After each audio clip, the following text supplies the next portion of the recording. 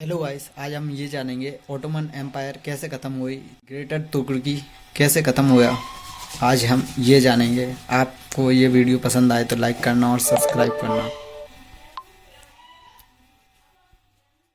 मुबारक, congratulations. इस साल तुर्की के 100 साल पूरे हो चुके हैं। आज से 100 साल पहले 1923 में दुनिया की सबसे बड़ी जंग till that time world war 1 के बाद तुर्की को आजादी मिली और आज उसी दिन को तुर्की में बहुत जबरदस्त तरीके से मनाया गया। Amazing, right?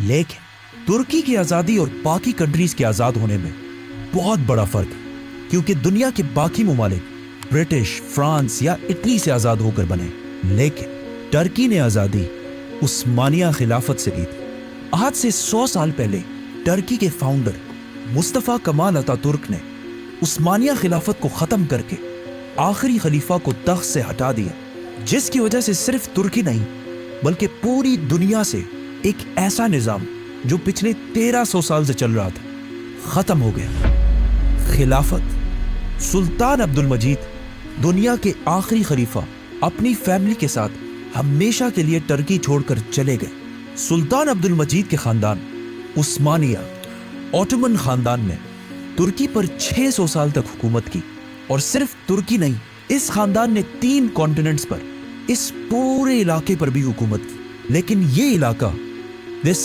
Piece of land जिसे आज हम टर्की के नाम से जानते हैं, ये असल में कभी टर्की था ही नहीं, बल्कि टर्किश लोग यहाँ से बहुत दूर इस इलाके सेंट्रल एशिया के रहने वाले लोग थे, जो आज काजाकिस्तान, उज्बेकिस्तान, तुर्कमानिस्तान कहलाते हैं। और इस इलाके जिसे हम टर्की कहते हैं, यहाँ ज्यादातर ग्रीक और रोमन्स रहते थे। हिस्ट्री में कभी भी टर्किश लोगों की कोई इंपॉर्टेंस या हैसियत नहीं थी, लेकिन आज से 1400 साल पहले इस्लाम के आने के बाद टर्किश लोगों की तारीख बिल्कुल बदल गई। असल में मोहम्मद सल्लल्लाहु अलैहि वसल्लम के बाद सबसे पहली खिलाफत राशिदा बहुत तेजी से फैलती गई, और मुसलमानों ने कुछ ही अरसे में रोमन और पर्शियन एम्पायर दोनों को फतह कर लिया। लेकिन खिलाफत राशिदा सिर्फ 30 साल के बाद खत्म हो गई, जिसके बाद उमैया खिलाफत ने पूरे मुसलमानों पर हुकूमत की और इस इस्लामिक एम्पायर को काफी हद तक और भी बढ़ाया।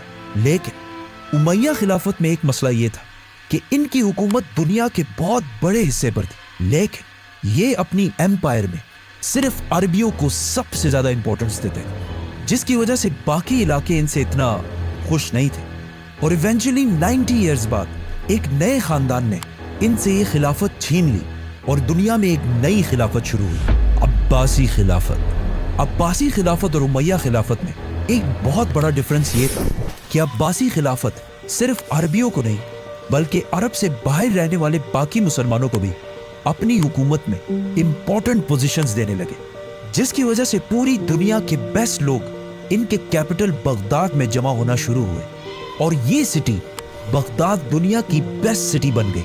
अब्बासी खिलाफत के इस टाइम को इस्लाम का गोल्डन एज समझा जाता है। साइंस, मेडिसिन, टेक्नोलॉजी और इवन दुनिया की पहली film industry, story industry type, जिधर से दुनिया की सबसे फेमस स्टोरीज पैदा हुई, जिन्हें आज तक पूरी दुनिया जानती है, जैसे कि Aladdin, Ali Baba, They all know about Alibaba. Sinbad, जो आज भी बिलियंस ऑफ डॉलर्स कमा रहे हैं। इसको हम फिर डिस्कस करेंगे, तो subscribe. Aahista Aahista Islamic empire फैलती गई और सेंट्रल एशिया तक पहुंची, जहां पहली बार टर्किश कबीलों ने भी इस्लाम कबूल किया, और जिस टर्किश लीडर ने सबसे पहले इस्लाम कबूल किया उसका नाम था सल्जूक। इसी सल्जूक की औलाद में से एक बेटे तुगरुल ने आगे जाकर इस पूरे इलाके को फतह कर लिया और यहाँ सल्जूक एम्पायर बनाए। लेकिन इस सल्जूक एम्पायर का बादशाह हमेशा सुल्तान कहलाता था, खलीफा नहीं। खलीफा सिर्फ उस अब्बासी सल्तनत के बादशाह को कहा जाता, जो हमेशा सिर्फ अरबी ही होता था। सल्जूक सल्तनत की ताकत की वजह से टर्किश कबीले सेंट्रल एशिया से निकलकर हर तरफ फैलने लगे, और आहिस्ता आहिस्ता ये सल्तनत अनातोलिया, जिसे आज टर्की कहा जाता है, यहाँ तक पहुंचे और रोमन एम्पायर के साथ एक जंग में उन्हें बहुत बुरी तरह हरा दिया, जिसके बाद आज से 1000 साल पहले टर्किश लोग आहिस्ता आहिस्ता इस इलाके टर्की में आबाद होने लगे। सल्जूक सल्तनत के सबसे पावरफुल टर्किश कबीले हमेशा उनके कैपिटल ईरान के बहुत करीब रहते थे, और जो कमजोर कबीले थे वो उनके कैपिटल से बहुत दूर इस एम्पायर के बॉर्डर्स के पास रहते थे। इन्हीं कमजोर कबीलों में से एक कबीले के सरदार का नाम उस्मान था। उस्मान के बारे में तारीख में बहुत कम ऑथेंटिक बातें लिखी, सिर्फ इतना पता है कि उनकी अनातोलिया टर्की में एक बहुत ही छोटे इलाके पर हुकूमत थी, और आगे जाके उस्मान की औलाद ने आहिस्ता आहिस्ता इस पूरे इलाके को फतह कर लिया। ऑटोमन एम्पायर और बाकी इस्लामिक एम्पायर्स में बहुत बड़ा डिफरेंस था, क्योंकि बाकी इस्लामिक एम्पायर्स हमेशा आपस में लड़ते रहते थे, लेकिन ऑटोमन एम्पायर मुसलमानों को छोड़कर वेस्ट यूरोप की तरफ बढ़ने लगी, और पहली दफा मुसलमान यूरोप को फतह करने लगे। और आखिर इसी उस्मानिया सल्तनत के एक बादशाह सुल्तान महमद फातेह ने कॉन्स्टेंटिनोपल को भी फतह कर लिया, और ये वो सिटी थी जिसके बारे में रसूलुल्लाह सल्लल्लाहु अलैहि वसल्लम ने पहले ही फरमाया था कि एक दिन मुसलमान इसे जरूर फतह करेंगे। इस्तांबुल की इस फतह को पूरी मुस्लिम दुनिया में बहुत जोरों शोर से मनाया गया, जिसके बाद पूरी दुनिया के मुसलमान अरबियों से ज्यादा ऑटोमन्स को अपना लीडर मानने लगे। लेकिन उस्मानिया सल्तनत के बादशाह उस वक्त भी सिर्फ सुल्तान कहलाते थे, खलीफा नहीं। खलीफा तब भी अब्बासी खिलाफत के ही बादशाह को कहा जाता था, जो कोर्स अरबी था।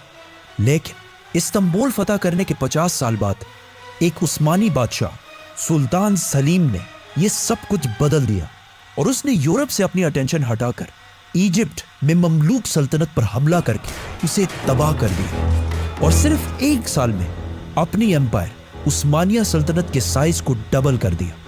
मतलब इस सारे इलाके को फतह कर लिया। सुल्तान सलीम उस वक्त के खलीफा मुतवक्किल को अपने साथ वापस इस्तांबुल लेकर आया, और यहां दिस इज वेयर खिलाफत ट्रांसफर हुई। अब्बासी खलीफा मुतवक्किल ने अपनी खिलाफत सुल्तान सलीम के हवाले की, और साथ ही रसूलुल्लाह सल्लल्लाहु अलैहि वसल्लम की तलवार और कुछ बाकी चीजें जो आज तक इस्तांबुल में मौजूद है। और इस तरह पहली बार खिलाफत अरबियों से निकलकर एक टर्किश बादशाह के पास आई। इसके बाद उस्मानिया सल्तनत उस्मानिया खिलाफत बन गई।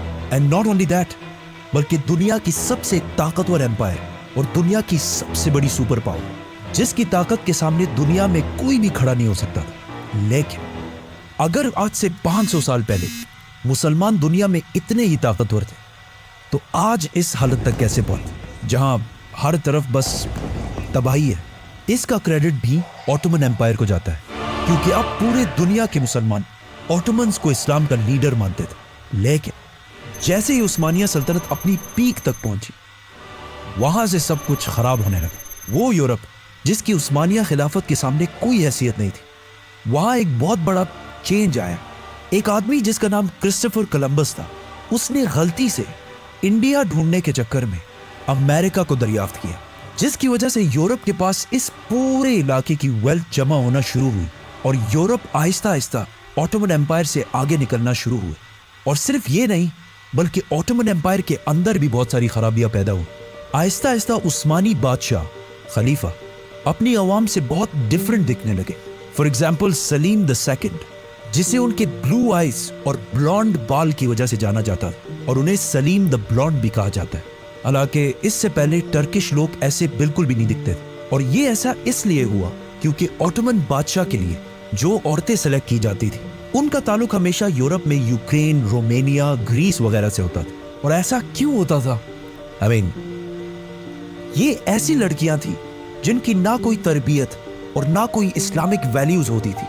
वो सिर्फ अपनी खूबसूरती की वजह से उस्मानिया खलीफा की मलका बन जाती थी, और आहिस्ता आहिस्ता इन्हीं औरतों ने उस्मानी खलीफाओं को भी अपनी ताकत के लिए यूज करना शुरू किया। और कहा जाता है कि इनमें से एक कौसल सुल्तान ने अपनी ताकत बरकरार रखने के लिए उस्मानी खलीफाओं की जान भी ली, और इन मलकाओं की ये लड़ाइयाँ 100 साल तक जारी रही, जिसकी वजह से उस्मानिया खिलाफत को बहुत नुकसान हुआ।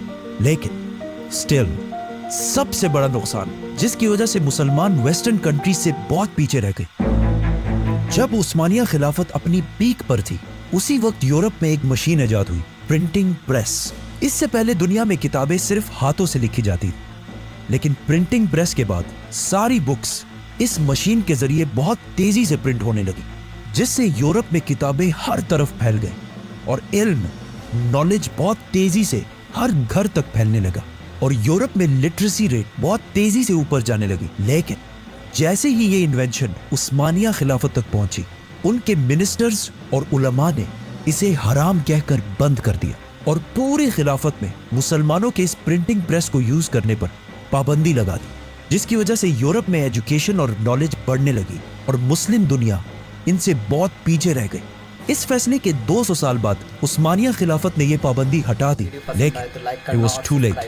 یورپ مسلمانوں سے ترقی میں بہت آگے نکل چکا تھا اور آج پورے اسلامک دنیا میں بکس ایون قرآن بھی پرنٹ ہوتے ہیں, which means آج پورے دنیا کے مسلمان عثمانیہ خلافت کے اس فیصلے کو نہیں مانتے. ان فیصلوں کے بعد عثمانیہ خلافت کا ڈکلائن شروع ہوا.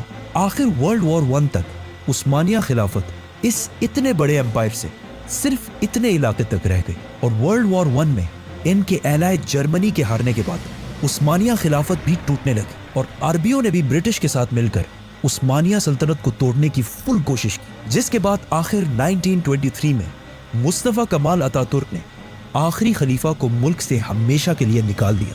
اور اتا ترک کی خلافت سے اتنی نفرت تھی کہ خلافت ختم کرنے کے بعد اس نے ٹرکی کو بالکل بدلنے کی کوشش کی اور اسلام اور خلافت کو ٹرکی سے ہمیشہ کے لیے ختم کرنے کا پلان بنایا, جس میں اس نے بہت ہی عجیب قسم کی ریفارمز کی.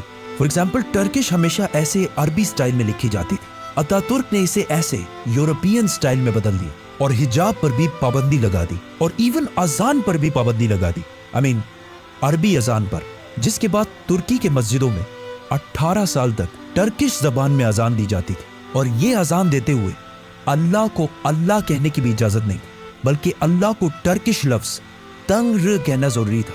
جس کے بعد جو بھی ان ریفارمز کو چینج کرنے کی کوشش کرتا تھا اسے ٹرکی کی فوج کو کر کے طاقت سے ہٹا دیتی تھی اور اس طرح آخر 1924 میں خلافت کا نظام دنیا سے ختم ہو گیا اور آج خلافت کے اس نظام کو دنیا سے ختم ہوئے 100 سال پورے ہو چکے. تو مبارک اور مے بی ناٹ. اس Subscribe. امپائر کو خود مسلمانوں نے ختم کیا, اس لیے